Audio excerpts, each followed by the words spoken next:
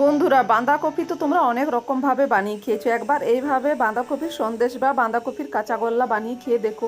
খেতে কিন্তু অসম্ভব সুন্দর, একদম দোকানের মতো পারফেক্ট সন্দেশ বা কাঁচাগোল্লা তৈরি হয়ে যায় বন্ধুরা, ঝটপট। আর এটা বানানো খুব সহজ।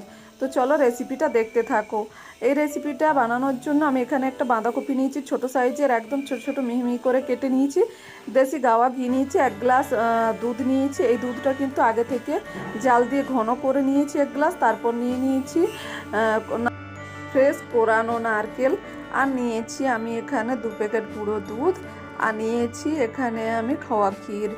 তো সবগুলো একটা প্লেটের মধ্যে রেখে দিয়েছি। আর এখানে আমি শুধু প্রথমে কড়া গ্যাসের মধ্যে বসিয়ে তারপর একটু বাঁধাকপিটাকে ভাপিয়ে নিয়েছিলাম। তারপর সেটার থেকে যে এক্সট্রা জলটা বের হয়েছে সেটা ফেলে দিয়ে আবারও কড়ার মধ্যে 1 চামচ ঘি দিয়ে এখন একটু ভাজা বাঁধাকপিটাকে ভাজা ভাজা করে নিয়ে তারপর যে দুধটা আমি ঘন করে রেখেছিলাম সেটা দিয়ে এটাকে একটু সেদ্ধ করে নিয়েছি। তারপর ঠান্ডা করে মিক্সির জারের মধ্যে এটাকে ঘুরিয়ে একটা মিহি পেস্ট করে নিয়েছি।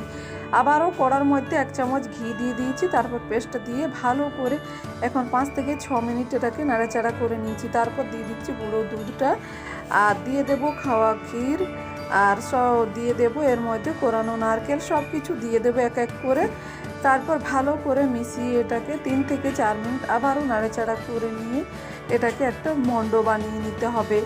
এইভাবে বাঁধাকপি কাঁচাগোল্লা বা বাঁধাকপির সন্দেশ বানিয়ে খেয়ে দেখবে বন্ধুরা, খেতে কিন্তু দুর্দান্ত লাগে, অসম্ভব সুন্দর। এইভাবে বাঁধাকপির কাঁচাগোল্লা বা সন্দেশ যাকে বানিয়ে খাওয়াবে সে কিন্তু বুঝতেই পারবে না এটা বাঁধাকপি দিয়ে বানানো। একদম দোকানের মতো তৈরি হয়ে যায় বন্ধুরা, ঝটপট, বানাতে বেশি সময়ও লাগে না। তো দেখো কিছুক্ষণ এইভাবে আমি এটাকে মণ্ডটাকে বানিয়ে নিয়েছি। মণ্ডটা পারফেক্ট যখন বানানো হয়ে গেছে তখন কিন্তু এরকম একটা কালার এসে যাবে বন্ধুরা, আর কিন্তু সাদা থাকবে না, ধীরে ধীরে চেঞ্জ হয়ে যাবে কালারটা। তো দেখো এখন এটা আমার হয়ে গেছে। এখন এটাকে ঠান্ডা করে আমি গোল গোল হাতে একটু ঘি লাগিয়ে বানিয়ে নেব। আমি এখানে গোল মতো বানিয়ে নিয়েছি, কাঁচাগোল্লার মতো শেপ দিয়ে দিয়েছি মিষ্টিটাকে।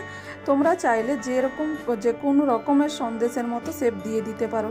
খুব সহজেই কিন্তু তৈরি হয়ে যায় এই বাঁধাকপির কাঁচাগোল্লা বা বাঁধাকপির এই সন্দেশটা বন্ধুরা।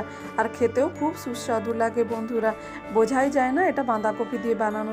রেসিপিটা ভালো লাগলে অবশ্যই চ্যানেলটি লাইক শেয়ার সাবস্ক্রাইব করতে ভুলবেন, আর কমেন্ট করে জানাতে ভুলবেন না কেমন লেগেছে।